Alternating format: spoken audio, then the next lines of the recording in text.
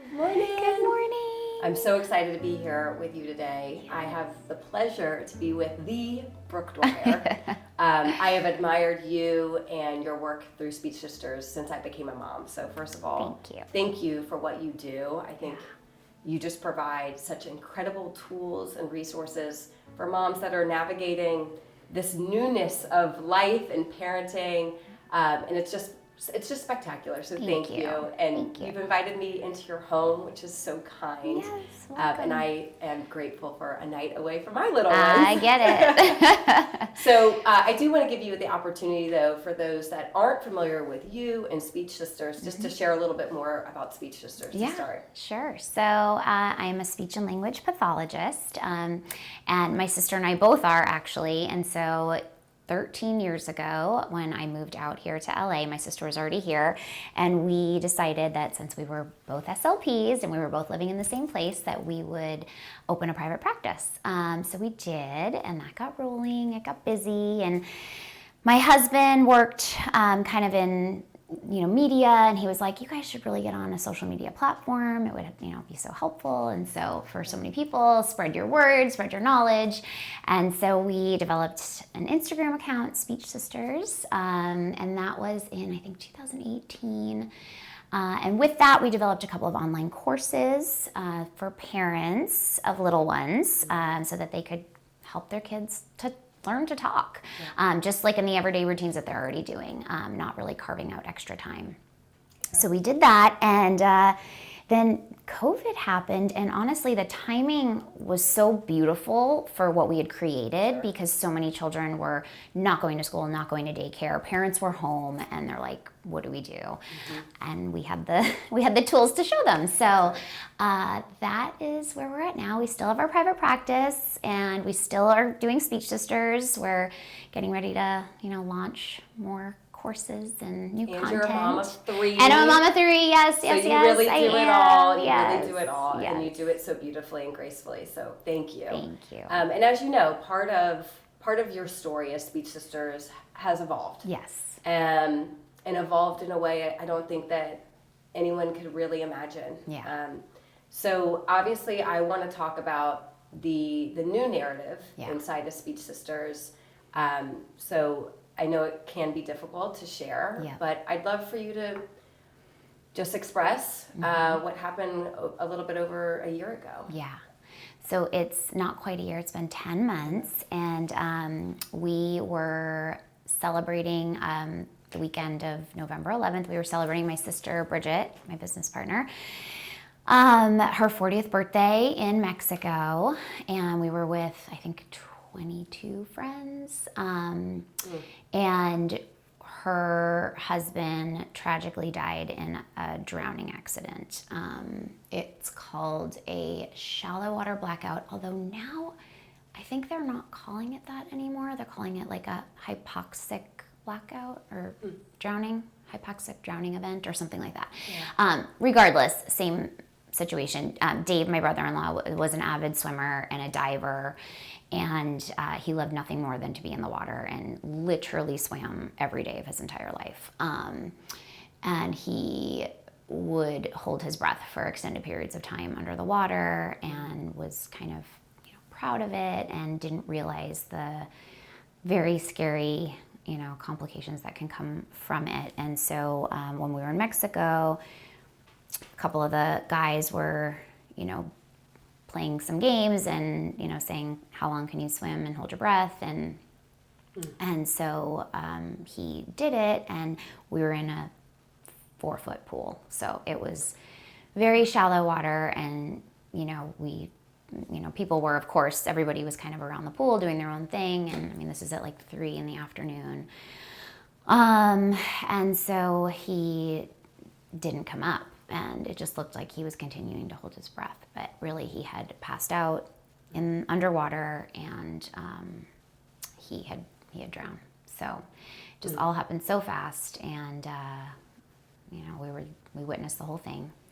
So yeah, it's a lot. It's definitely, it was an out of body experience. It was something that you never think will happen to you or anyone you know, let alone like your sister, my brother-in-law, who was like a brother to me, and, you know, to be there and watch it happen and watch it all unfold. And so it's got to feel still like when you retell that story, it's still got to be surreal for you, right? Is. Yes. It's like my heart races and my hands get sweaty and I'm just like, mine too. Yeah, like Mine too. reliving it. But yeah. So tell me, obviously there was extreme shock.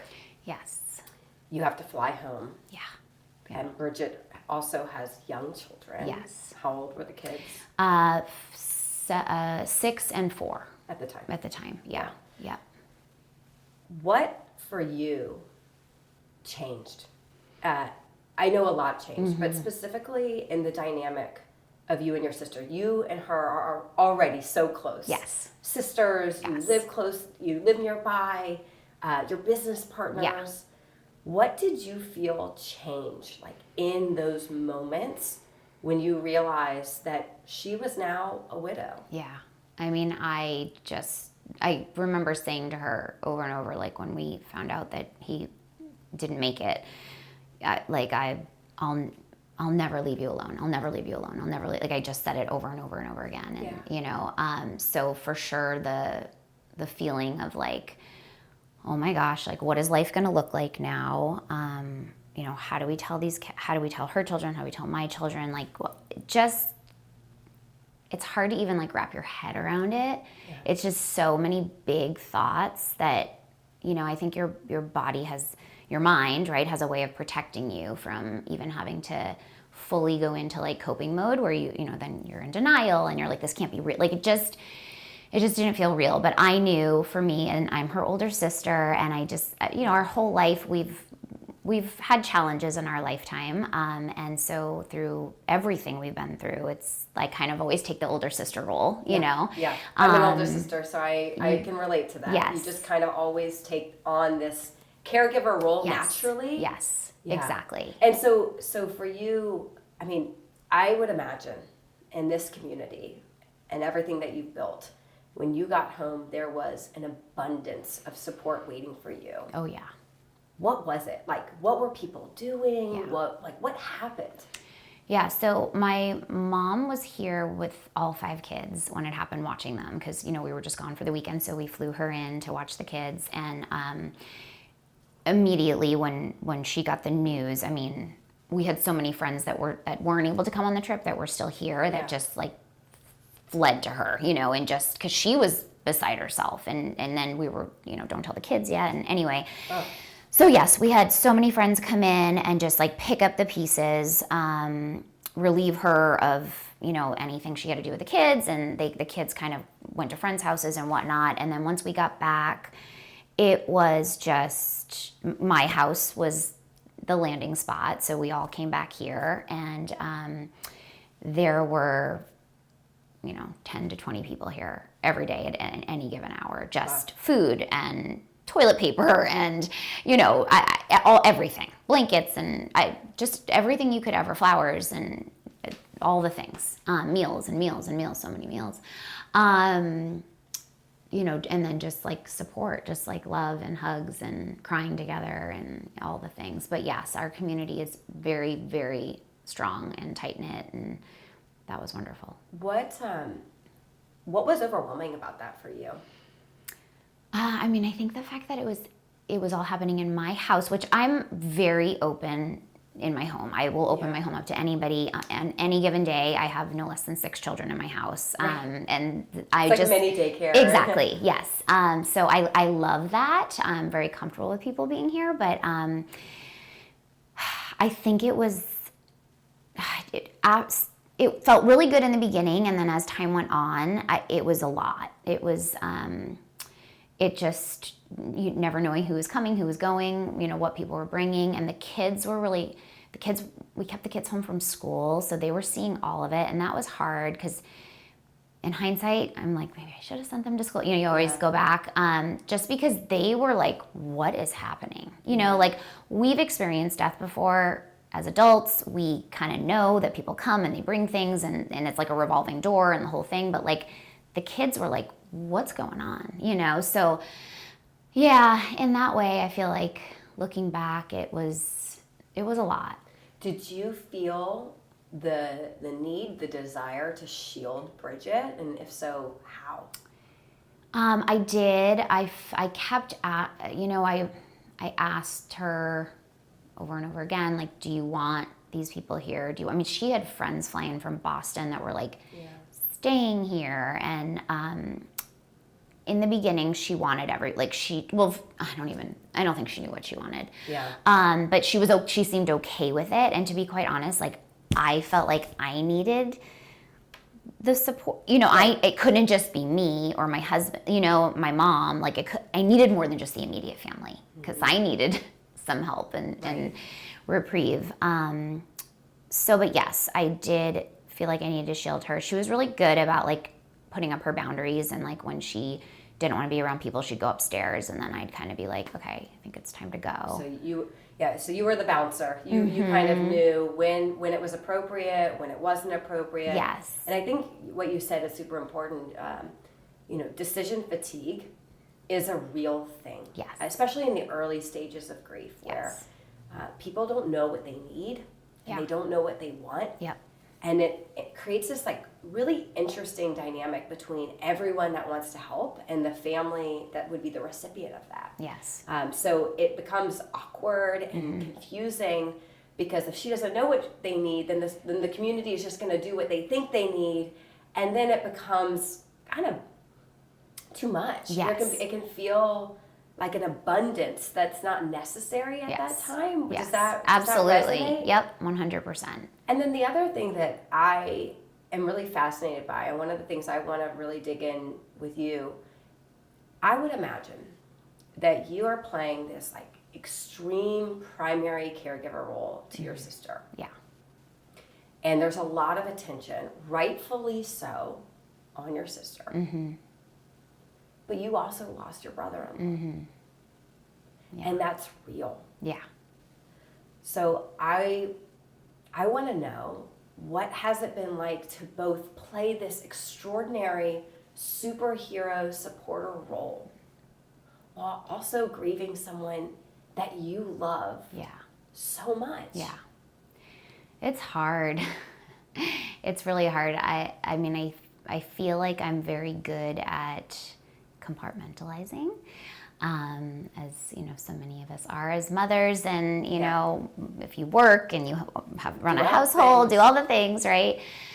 So I do feel like I'm really good at that, but it will just break me down sometimes. And so I've never really been a therapy person. Not that I'm against it, it's just like I've tried it. It's never really been my thing or like worked for me, but I did start going to therapy. I did. Did it work this time, or do yes, you feel like I do. I feel like it's been helpful. I mean, sometimes it's equally as helpful just to go on a walk with a girlfriend and like talk it all out, to be honest. Yeah. But I did EMDR, which is eye movement desensitization. What is it? I don't know. Anyway, it's a mouthful. But it's for the trauma. So it's to deal with the trauma. So that, I think, really, really helped, which has been great. But yeah, it's a lot. And then my husband also went through a lot. He was in the ambulance. One person was able to go with Dave in the ambulance, and Bridget couldn't go. And I stayed with her, and my husband went. And so he was with him when it all went down. Yeah, like it became very he saw everything. final. He saw everything. So he dealt with a lot of, trauma and grief, of course. And so I was, I'm like, okay, Bridget, Shane, my kids, like, I can be later, but then obviously you can't, you get to your breaking point. And so I do feel like over the last 10 months, like, periodically, after a month or so, I'll just like hit a wall and just, have a breakdown kind of thing, and, then feel a little bit better. And, but yeah, it's hard. There's no guidebook. There's no, no one tells you how to cope with this stuff. No one does. And I see this all the time, where there are a lot of grief resources out there. Yes. There's a lot of therapies and research around grieving, the grieving process, and at the same time, there's not a lot of resources and information and tools for supporters that are also grieving. Yeah. And there's not a lot of information, and there's not a lot of places that you can Google to say, what do I do now? Yes. Both for myself and how to tell the community what to do. Because not only, again, are you managing it for you, you're also the microphone to everyone else. Because my guess is most people are hesitant to reach out to Bridget. Yes. Yes. So everyone's coming to you. Yep. That stampede that wants to get to Bridget and the kids, they're coming to you. Yes. And that is a heavy burden to carry day in and day out. Yeah. And it sounds like you very much and you're still in it. Yeah. Yeah, for sure. So talk to me a little bit about, okay, it's been 10 months. Have you seen support drop off? Like what's changed since the early days, since right after the funeral?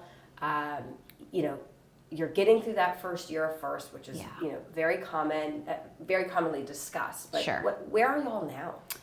I'd say it's so different from the early days, like just the amount of people that were here all the time.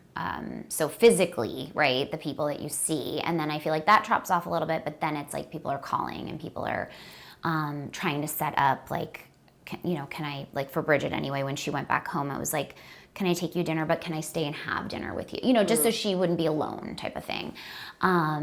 She still has that's still happening quite a bit. I mean, I cannot speak, like our community is just so unbelievably amazing. And every person who came here from a different area or a different community was like, I would never have anything close to this. Like this doesn't exist where I am. So, I mean, it's just amazing where we are. But yeah, I mean, there definitely is drop off. I mean, life goes on. People have to go on with their lives. Like I struggled with that a lot because, again, I promised my sister I'll never leave you alone. And then I was like, I have to leave her alone. I have to, Right. And so, I mean, there would be nights where I would call her and I'd be like, okay, I'm running, this kid to lacrosse, picking up that one at dance. But I've got like 30 minutes. Do you want me to come over? Just so there's a person there, and we're past that point now. Like she's very much okay to be alone in her house and, we're past that. But, I mean, I feel like I still think of it all the time. And, I'm like, there's not a night that goes by that I'm like, is she okay in her house right now by herself? And I'll call her, text, how you doing? How's tonight going? And that mental load is still very real, even if you're not physically present. Exactly. So what, I know through my own experiences with not just loss, but really anything traumatic, that oftentimes people can be concerned or nervous to reach out. What would you say to those people? Reach out 100%, because you know what? I probably was one of those people that like would have been nervous and like, I don't know what to say. Obviously not if it's a close person, but if it was someone that like I knew, but not really well, and something tragic happened or whatever, like reach out. Those people that reached out that I was like, I can't believe, he or she reached out. It makes such a difference. Even just like, I'm thinking about you, If you're thinking about it, do it. Just do it. Yeah. Yeah, I agree with you, because I've always observed that it's interesting. Even if you don't have a really strong relationship with someone, or maybe a friend's missed the mark a few times in your life, the way they show up in tough times can become like what you actually remember about them. Absolutely. It's not how you show up during the happy times. It's not the weddings and the babies that matter. Right. And I know for me personally, I remember the people that didn't reach out in certain traumatic moments in my life, and that really stays with you. Absolutely. Are there any things specifically like words that you recommend saying or not saying?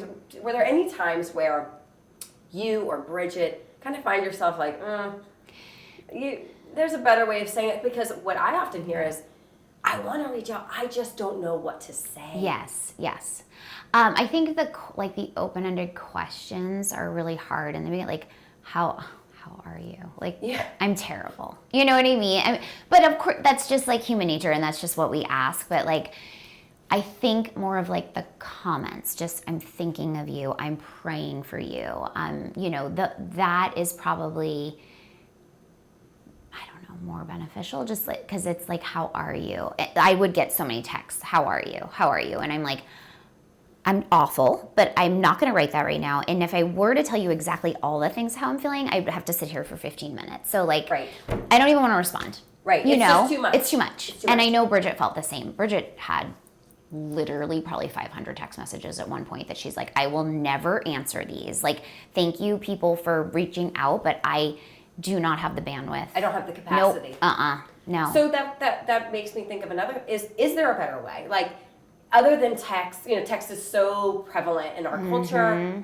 Is there a better venue, at least in her particular case, where it was so sudden and so tragic? Yes. Like, is an email better? Is a voicemail better? Is a voice note better? I mean, do you have a point of view on that? I think texts are very overwhelming, and I think emails can be too, just because they load up. And if you're a person that needs to get, you know, empty out your inbox, or you have like anxiety around that, you may not get to that. And when you're feeling as depleted as, you know, Bridget was and I am, or whatever, you don't even want to go there. Sometimes you just want to ignore, right? So if it could be another way in another place, and then you can go to those messages when you're ready, you know, whether they're audio messages or written messages, whatever they are. But, you know, I suppose people sent cards, and that, you know, that was great. And those, at least you can kind of look at them, or, you know, and put them away for later. Yes, them away. Exactly. Yeah. But yeah, I think if there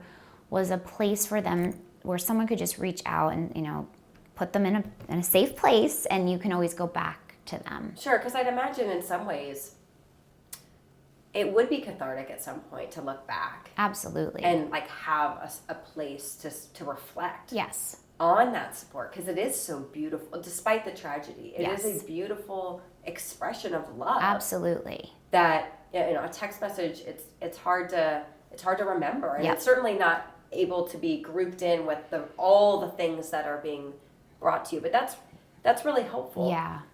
My other question is, what advice would you give to someone like yourself who's suddenly thrust into this unimaginable upside down role of both taking care of your sister or grieving? Like, what advice do you have for that person? Because the truth of the matter is, while I pray that no one goes through what you're going through, these tough times, they happen all the time. Yes. It is a part of our life. Yep. Just like babies are a part of our life. Yep. Just like love is a part of our life. Yeah. Loss, horrible diagnosis, Yeah. tragedy, like, it happens. Yeah. So what would you tell that person? Brace yourself. Yeah, brace yourself. Right, you know, gosh. I mean, it's so hard. I think it's important to have boundaries in a way when you are like in my situation where there was a million people coming to my home. I'm very forgiving. I'm very nice. I'm non-confrontational. I'm not so good at like putting up boundaries. Yeah. My sister is much better at that. So she was good. But for me, people would, you know, come in and it was great. But then it got to a point where it was too much. And it was too much for my family. It was too much for my husband, too much for my kids, where I can be a little more laid back and mellow like other people weren't. And so I think kind of in the beginning, you're going to have all that, but then to really, as quickly as you can, understand like what is right for you and your family and your people, and then put up those boundaries. Right. Like, this is what we need, this is what we don't need, this is what we want, this is what we don't want, you know. Right. I was not good at that at all. I just kind of let it all roll in. And it was for the most part so helpful, like so helpful, but overwhelming. Yeah. Yeah. I get that. And again, people are just going to keep showing up and they're going to keep doing the thing until they're told otherwise, Right. because it's such a fog of confusion. Yes. So truly, how is Bridget doing right now? How would you? She's doing okay. I mean, she is, I feel like over the last few months, she's moved into more of like a place of acceptance, where she's just like, this is my life. This is the card I've been dealt, and it sucks, but I am gonna put my big girl pants on and just keep on going and do this for the kids and for myself. And we're really like gearing up and getting back to work, and that took a while. Like, I remember after it happened, she's like, I just need till January 1st. I was like, oh yeah, no, you're gonna need a lot more than that, like November to January. No. My gosh. Yeah, I remember thinking like, there's no she's way. amazing. But she is a workhorse. She is. The part of me was like, oh gosh, is she serious? Well, and good for you for saying you need more time. Yes, exactly. Like, you're not going to be able to brute force your way back into this normalcy, because everything is different. Everything's different. Exactly. Yeah. Wow.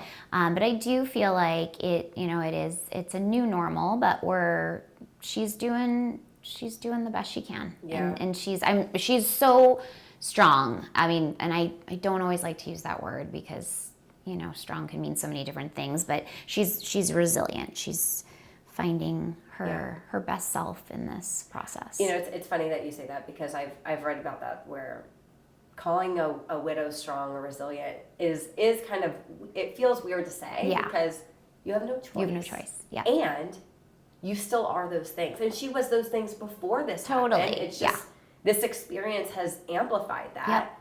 And I'd imagine it's amplified that for you too. I mean, you too are strong and resilient. How are the kids? Her kids are, they're also, the kids really are resilient. It's unbelievable. Yeah. Stella is the little girl. She's turning 5 in October, and she's really carefree about it. She asks about daddy, she talks to daddy, but she's so young. And Ben has had a harder time for sure. Both of them are just amazing children. They're such great kids, and he's like an observer. He's like oldest child, really Typical, takes it all in. Yep, cautious, and so he, I think, holds in a lot. But they're both doing overall really, really well. That's wonderful. Yeah, Wonderful. It is. Before I get to my lightning round, Yeah. anything else that's just like on your mind that feels appropriate in the spirit of what we're talking about? And again, I mean that from the sense that support is hard. Yeah. Support is hard. It's hard. And it's really hard in this specific scenario. Yep. Anything else that you just want to share? One thing I would say, and so I learned this lesson myself, but also a lot of my friends, Bridget and I have a lot of mutual friends, but a lot of our friends would say, like, what can I do? Or like, so that question of what can I do? And I would ask Bridget often, like, what can I do? When she moved home, and like, what can I do to make things easier? Or what can I do? She didn't know, like, she has no idea, right? So you just have to do. Like, if you are a close person and you think you have an idea of what your, friend or family member needs, just do it. Yeah. And for me, like, I had to learn this because do you want me to come over? Right. Do you need me right now? Things like that, like those open-ended, where I think I kind of knew the answer deep down, but I didn't want to overstep. And I also was like, I don't know, like, should I wait for her to tell me? And she never would. She'd be like, I don't know. And then I'd just be like, Brooke, no, you need to go over there right now. And I would, and she needed me. So there's this balance of like assertiveness. Yes. Right? Where it's like not overbearing, yes. But if you want to do the thing, yep. don't wait too long for permission, exactly. Or else you may never be able to actually take that action. Absolutely. And I think what you said is a really beautiful way to frame it. Like, the open-ended questions where you're forcing someone to think about what they need or what they don't need, especially early, it isn't necessarily the most productive use of the question, because they want to do something. Yep. And so I think that's really, really sound advice. Yes, it is. Even, it's what can I do? Like, a friend what do you think Bridget needs tonight? Or, and so then I would say more like, can I bring you soup? Yes or no? Like, make it a yes or no question as opposed to an open-ended, right? That is much easier for her brain to process and then answer. No. Yes or no. Yes. Or, can I bring you soup tonight? Yeah. I'm happy to drop it off at your door. Yay or nay. Exactly. Or, and then at least she could say, not tonight, but actually tomorrow night would be much better. So being much more specific with the ask. Yes. That way it's not catching her off guard. Yep. And it's allowing her to accept that support more meaningfully. Exactly. Yeah, that makes a lot of sense. Yeah. I love that. Thank you for sharing. Yeah. And again, you know my heart on this. Like, I believe that supporters should be able to provide relief to families in tough times. Yes. And that there is a role to play by teaching supporters and the community at large what they should do, what they don't want, what they shouldn't do. Yep. All of those things can be modernized. Yes. And so hearing your experience and just talking about this, because like I said earlier, and I really think this is important, we live in a culture that obsesses over happy times. Yeah. We do. Yeah. But when things go south, I mean, we run around with chickens with our heads cut off. Yeah. Yet it happens all the time. So, I really feel passionately that your voice on this can help bring clarity to the confusion of someone else that might be going through this, or help bring some order to the chaos, because there does have to be a strategy in this. You do have to be aligned with your sister and with the kids, while also giving the community a place to feel like they've done something.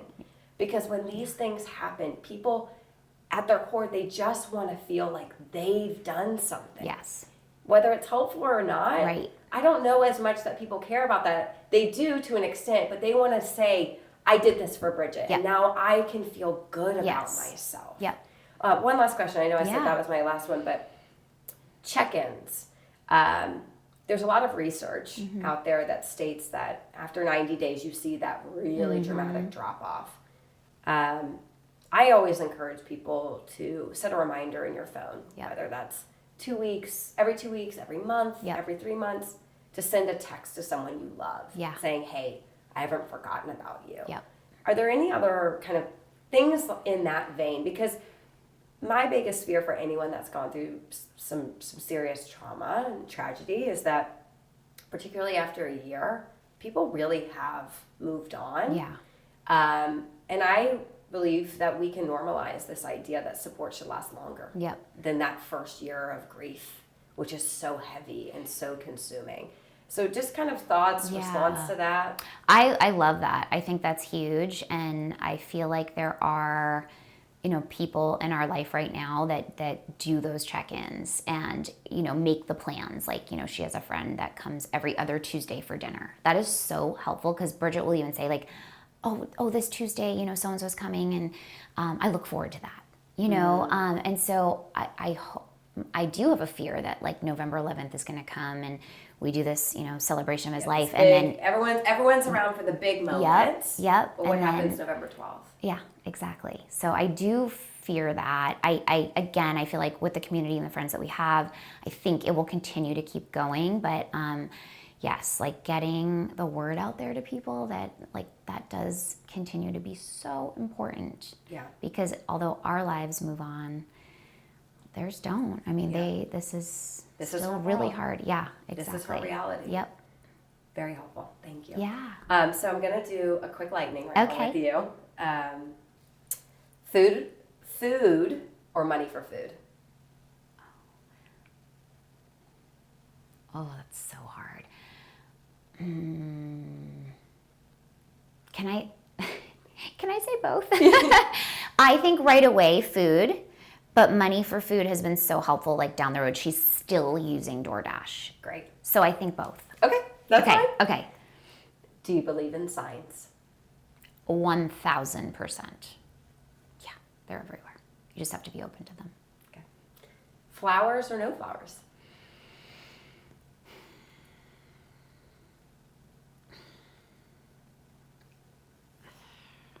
Again, like one of those where I'm Did you ever think you would pause so much I on a question know, about because I'm flowers? like, we'll take 6 arrangements, but that's it. Right. Like, cap it out. I guess more no flowers. No fun. Yeah. Okay. Biggest change you've made in yourself since Dave died?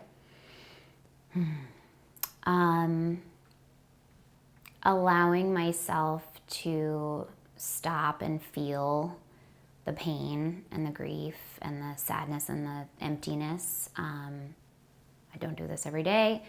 At this point, I probably don't do it every month, but every now and then, just really allowing myself to feel, because I'm not good at that. But in this case, I have become better. Do you prefer check-ins when people checking in? Really, is for you and Bridget via call or text? Text. One word to describe Dave.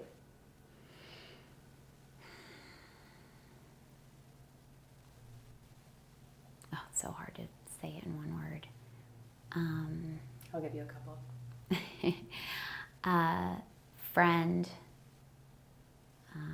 loyal, and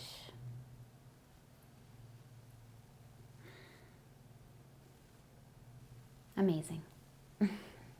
One word to describe Bridget.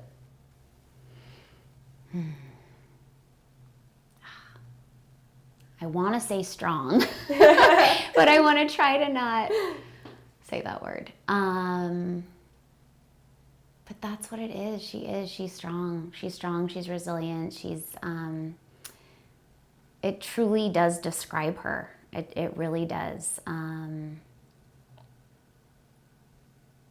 Yeah, I'm just going to say that. Okay. Last one. One word to describe yourself. Oh.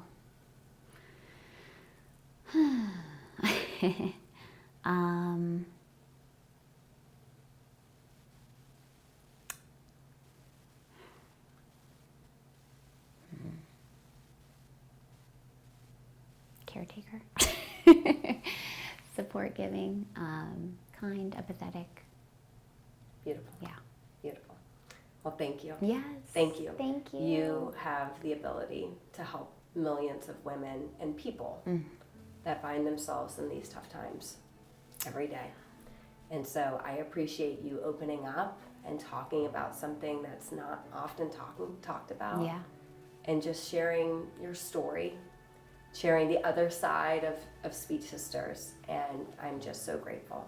So thank you. Thank you.